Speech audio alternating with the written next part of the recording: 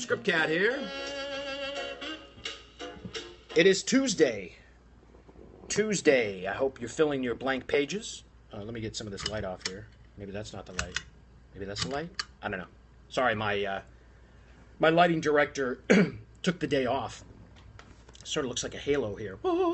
Anyway, quick Periscope today about the long-haul journey to reach any level of success in screenwriting. Trust me, my personal journey has been 20 years plus to get where I'm at. And it's taken every ounce of my fiber, of my creative soul, to continue the journey. Now, if you're starting your first screenplay or your fifth, I finished my 28th screenplay, which actually is my 8th produced film. It's been a lot of writing, and you must be humble enough to realize that it is a long-haul journey, but you have to be confident enough and passionate enough with your dream that you can achieve some level of success. Now, I have friends who are at the ultimate top of the heap A-level in Hollywood, and they tell me notes are the same, the process is the same at every strata of the business. When you're working with millions of dollars, your idea that someone invests millions of dollars in, and the whole process, it's all the same. Pressure, the screenwriting is a job. Yes, maybe there's more money at the top, but it's the same structure, once you get into it and you start working and you do it more than once, twice, 3 times, it becomes a career. But don't ever think that it's going to be a fast and easy pathway. And yes, you may read in Variety about the first-time writer who sells a script. He dictated it through the womb when he was a fetus, and 2 kicks meant exterior and 1 kick meant interior, and his mother typed as he kicked. Hi, Brilliant Nancy. Thanks for watching. Very rarely do first-time writers sell their first screenplay or, I don't know, their 10th screenplay. For me, personally, it was my 5th spec that sold and made some noise. It almost won the Nickel Fellowship back in the day. It was number 20 out of thousands of screenplays. They picked the first 8 that year for the fellowship, but I was number 20, and that allowed me to get agents and managers interested in reading my script. And it was a hard sell because a World War II coming-of-age film, and nobody wanted to make that film in Hollywood. No studio wanted to make that type of movie. And luckily, it found a small studio that wanted to make that type of film, that exact movie. And it was optioned, we developed it, and then it was developed into a movie. And then after that, it opened the door for assignment work. So as I periscoped last night, or actually this morning at 2 o'clock, I finished my 14th assignment this morning, turned it in. It's a TV pilot assignment job. And on to the next one, But don't ever think that it's going to be an easy journey. It's not. It becomes your job. And when it's your job, it has the same responsibilities and requirements, and now there's a contract and there's money, and you have to really be able to work under pressure and under a contract. If you're used to writing your specs and maybe I'll take the afternoon off and maybe I'll write this weekend, there's none of that. And there is no vomit draft either. You have to come in with a tight treatment that's authorized, because everyone wants to know that you're on the same page. They're investing millions of dollars in your idea. They don't want you to turn in a first draft and they read it and say, what is this? We didn't want this to happen, and then it slows down the development process. You want to go in to the development process as a team player and collaborator, because the first draft that you give them has to be a 7, hopefully an 8, not a 5 or a 6. You give them a 7, then of course there's always changes, but they shouldn't be, page 1 rewrites or 50 pages have to be changed. It shouldn't be that in the development process, because unless you have some kind of crazy neurotic people at the top who would just, switch their ideas, but it should all be agreed upon in the treatment. That's why I say write a treatment before you start your screenplay. You're going to have to do that when you start assignment work, and you're not going to have a career selling nothing but specs. I'm an example, sold 1 spec, opened the door for assignment work. Yes, I've written other specs in my career for myself, because I always need more examples of different types of work, or it's a passion project that I just have to write. But anymore, I've been writing basically since I was 11 years old, making films. So it's been my life's dream. Went to film school, worked many different jobs. I was a waiter during film school and out before I finally sold my first project. And I did not get into the business on purpose after film school.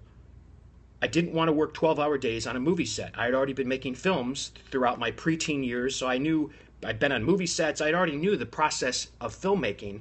I wanted to study the craft of writing. And so I found a job in a restaurant that gave me decent money for fewer hours, and I was able to focus on my craft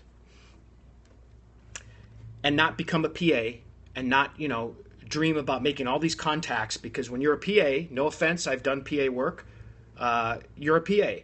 Every PA has a screenplay. But in Hollywood, it's all about image. So when I would go in and pitch to a producer that I got a meeting with, they didn't know I was a waiter. They thought, well, he's a writer, of course, and my work represented me. They didn't ask, well, what do you do for a living? They thought I was a writer.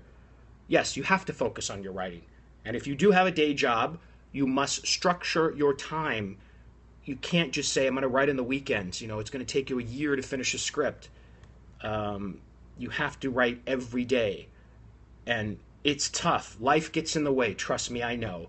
People get married. They have families. There's all sorts of different things in life that push writing out of your life, including people in your life. So it's very important to find people in your life who support your dream of applying your craft. Because trust me, the naysayers and the ones who say, oh, yeah, you'll never make it, or, oh, my cousin's a writer, he hasn't sold anything yet. Well, good for your cousin. I'd like to talk to your cousin and see what he or she's doing, for the process. And usually you find out that they wrote one script and they, bounced it around, and it's a half-assed ordeal. You can't half-ass your desire to be a screenwriter. You can't dip your pinky into the Pacific Ocean. You have to jump all in all the time, as much as you can, obviously. But all the time, I mean, in your heart and your soul. You may not be able to do that 24/7, but now I am blessed to only be a writer, which I've been for a long time. And so I really am thankful of that, but I've worked very hard to get to that point. And you will as well if you follow strict disciplines and also create multiple projects in the marketplace at all times, because one script will not do it. And your script is your calling card. This represents you out in the field. And then this could open the door for a meeting. And then the meeting, you dazzle them in the room. And then they say, wow, I think I'm going to trust you to write this script. And you get hired. And you do an amazing job. And you're a team player and you work well. And then they say, you know what? We had a good relationship with that writer. Let's hire that writer again and again and again and again and again and again. And then suddenly you realize, wow, I have a career. But it's not easy to reach any level of success. So don't think it is. So that's my rant for today. You're obviously on Periscope. Hello, archived viewers. Always have to say that. Hopefully there'll be some archived viewers. Follow me on Twitter at Scriptcat. Go to my blog, My Blank Page on WordPress. I have 180 articles about screenwritings. Yes, I write in multiple genres because I'm lucky that the producers who hire me do genre films. Some of them are hybrid genres, but mainly the overall genre would be drama, and then it's fallen into action sometimes, science fiction I've done. And my last two movies were produced in the last 10 months. They were thrillers, which is sort of out of my wheelhouse, but I was able to craft a very tight and intense thriller. And a week ago Sunday, my latest thriller premiered on LMN, Mother of All Lies. Look for it in the future. And my next thriller, Mommy's Little Girl, will be out probably in November or January. So I've been very blessed. The last two films have been produced in the last 10 months. It's been a very busy time. And those are my 7th and 8th produced films. And like I said, I've written 28 screenplays over my career. Not all of them were paid. 14 were paid. And one was a spec that sold. But many of them were, thank you very much. Many of them were learning examples which you have to get through and realize that sometimes you'll write things that will never see the light of day and will never sell, but they're a learning experience to get back higher on the plateau of writing. So as I say, go to my blog, My Blank Page. Go to my website, 5o'clockblue.net, one word, 5o'clockblue.net. There'll be information about my screenplay consulting services, between gigs, I consult on screenplays for writers. You'll see the information there and also the client testimonials. And there's the link to my archived webinar, a screenwriter's checklist. It's available for rental, streaming for rental. Also, my free app from Yap, Screenwriting Guru. I would show you it, but I'm actually on my phone. So, Screenwriting Guru. It's a free app that sends out script tips twice a week for my upcoming book, A Screenwriter's Journey to Success, Tips, Tricks, and Tactics to help you survive as a working screenwriter in Hollywood. This bad boy is 4 years in the writing, and I joke that it is 20 years in the making. These are disciplines, anecdotal stories about my journey and things that may help you avoid the pitfalls of the business. So I follow these techniques and disciplines, and I've learned many of them from the people I've been able to work with, directors, producers, and actors, Academy Award winning directors I've worked with. Am I on IG? IG. I'm embarrassed I don't know what IG is. Worked with Academy Award winning producers and Academy Award, Emmy, and nominated actors. Instagram. No, I'm not on Instagram. I'm sorry. I'm on Pinterest. Doesn't help. But I am also on Twitter and also Google Plus. And you just Google Scriptcat and you'll see the whole kit and caboodle.